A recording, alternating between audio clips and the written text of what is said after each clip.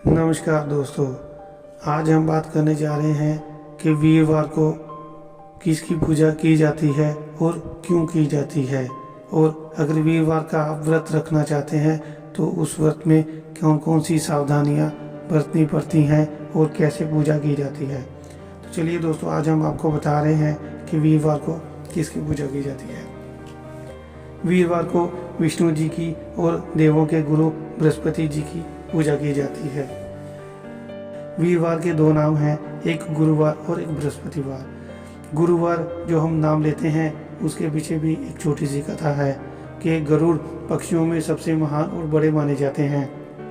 उन्होंने भगवान विष्णु जी की बहुत ही कठिन तपस्या करके उनको प्रसन्न किया था और विष्णु जी ने उन्हें अपने वाहन के रूप में स्वीकार किया था।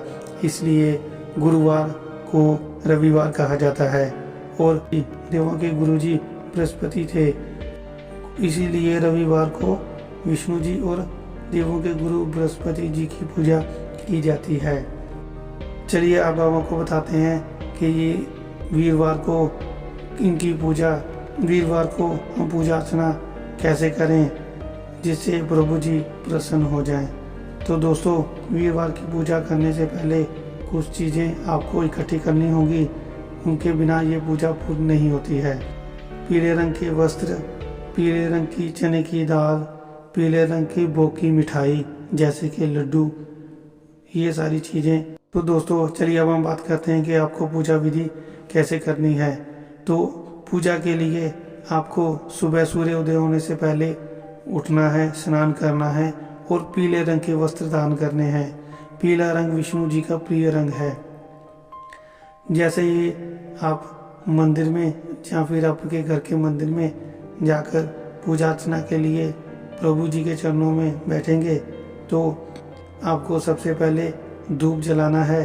धूप जलाने के बाद आपको देसी घी की जोत जगाकर आप उनको आरती करनी है और साथ ही में जो विष्णु जी का पाठ करना है।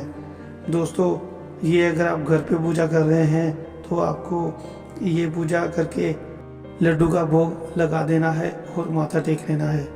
दोस्तों, अगर तो आप घर में पूजा विधि कर रहे हैं तो आप इस प्रकार से कर सकते हैं, लेकिन अगर आपके घर में अगर केले का पेड़ है तो आप वहाँ पर पूजा करें, या फिर आपके घर के पास कोई भी मंदिर हो तो आप वहाँ पर जाकर पूजा करें, क्योंकि केले के पेड़ में विष्णु जी और देवों के गुरु बृहस्पति जी का वास होता है।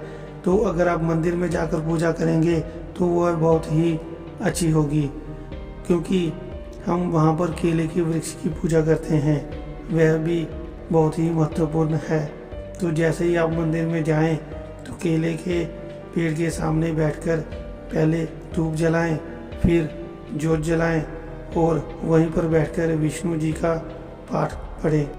जैसे ही पाठ कंप्लीट हो जाए फिर आप पीले रंग के फूल अर्पित करें और फिर पीले रंग का जल, जैसे कि जल में थोड़ी सी हल्दी डालकर उसे पीले रंग का कर दें और केले के पेड़ के जड़ों में उसे अर्पित करें और फिर उसी हल्दी से उस पेड़ पे तिलक लगा दें और फिर जो पीले रंग की मिठाई आप भोग के लिए लेके आए हैं उससे उनका भोग लगाएं और वहीं पर आप अपने सच्चे मन से वह पूजा समृद्धि पूरी करें तो भगवान जी आपकी पूजा अर्चना से खुश होकर आपकी वह पूजा स्वीकार करेंगे और आपकी मनोकामनाएं पूरी करेंगे।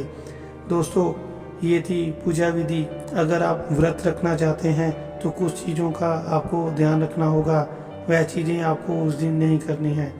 अगर आपने उस दिन व्रत रखा है तो ऐसे ही आप पहले सारी पूजा कर लें उसके बाद कुछ चीज़ों का ध्यान रखें कि घर में आप कोई भी साफ़ सफाई वगैरह कर रहे हैं तो घर की जितनी भी बेकार की कुछ चीज़ें हैं कबाड़ वाली, वो घर से बाहर ना जाने दें।